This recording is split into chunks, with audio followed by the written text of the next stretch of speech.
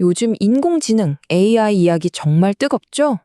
그런데 만약에 말이죠, 이 최첨단 기술의 미래에 대한 해답이 복잡한 코드가 아니라 3,000년이나 된 고대 문서에 숨겨져 있다면 어떨까요?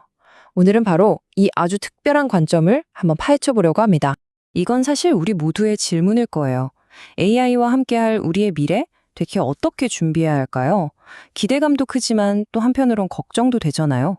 지금 우리에겐 어떤 방향을 제시해줄 나침반이 꼭 필요한 시점이죠. 놀랍게도 오늘 우리가 살펴볼 관점은 최신 기술 보고서가 아니에요. 바로 3,000년 전의 기록, 성경의 창세기에서 그 답을 찾아보자는 겁니다.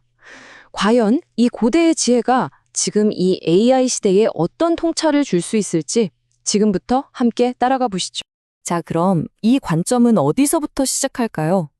기술에 대해 말하기 전에 먼저 인간이란 무엇인가라는 아주 근본적인 질문부터 던집니다.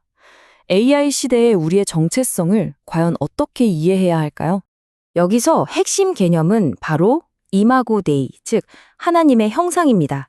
AI가 점점 더 똑똑해지면서 우리는 자꾸 인간의 가치를 기능이나 생산성으로 평가하려는 경향이 있잖아요.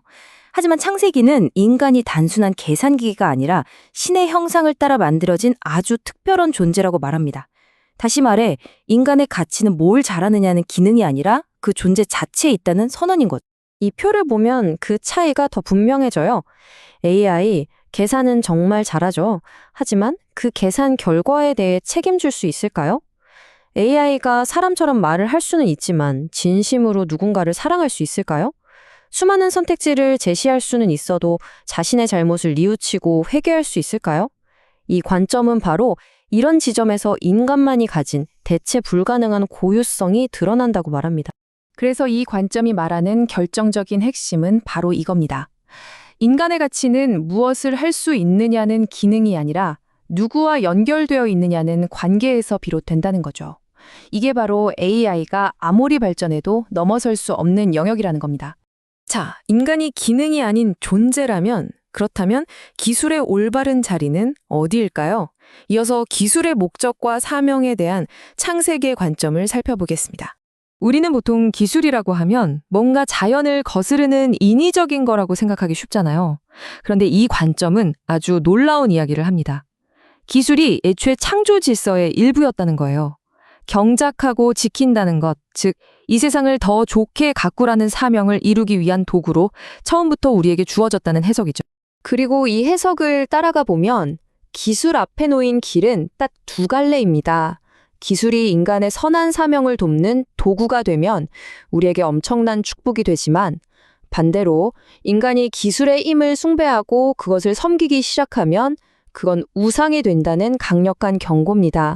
그래서 우리는 AI를 포함한 모든 기술 앞에서 이 질문을 스스로에게 던져야 하는 겁니다. 이 기술을 통해 우리가 이루려는 게 과연 뭘까? 이게 더 큰 선을 위한 도구일까?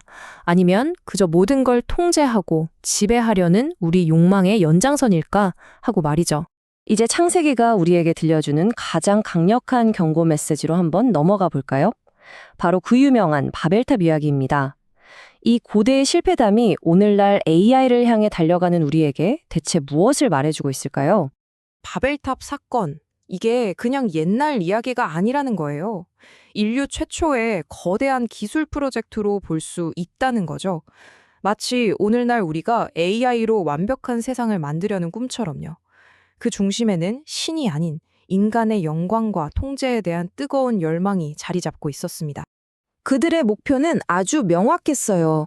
하나님의 이름을 높이자가 아니라 우리의 이름을 내자였죠. 이 한 구절이 이 거대한 기술 프로젝트의 동기가 어디에 있었는지를 정확하게 보여줍니다. 바로 자기 자신을 드높이려는 교만이었던 거죠. 그리고 이 이야기의 결말은 우리에게 정말 중요한 교훈을 줍니다.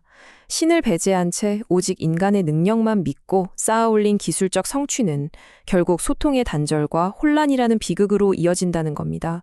이것이 바로 바벨탑 이야기가 오늘날 AI 시대에 던지는 무서운 경고입니다. 자, 그럼 지금까지 살펴본 창세기의 이야기들을 바탕으로 이 AI 시대를 살아가는 우리가 붙잡아야 할 원칙은 뭘지 한번 정리해 보겠습니다. 이 관점이 제시하는 원칙은 크게 세 가지입니다. 첫째, 정체성을 회복하는 겁니다. 우리는 계산하는 기계가 아니라 그 자체로 존귀한 하나님의 형상이라는 걸 기억해야 해요. 둘째, 목적을 분명히 하는 거죠. 기술은 우리가 섬겨야 할 주인이 아니라 선한 목적을 위해 사용해야 할 도구라는 겁니다. 그리고 마지막, 셋째, 우리의 한계를 인정하는 겁니다. 창조주를 잊은 기술적 교만은 결국 바벨탑처럼 무너질 수밖에 없다는 것을 받아들여야 합니다. 결국 이 관점에서 보면 AI 시대는 두려워할 대상이 아니에요.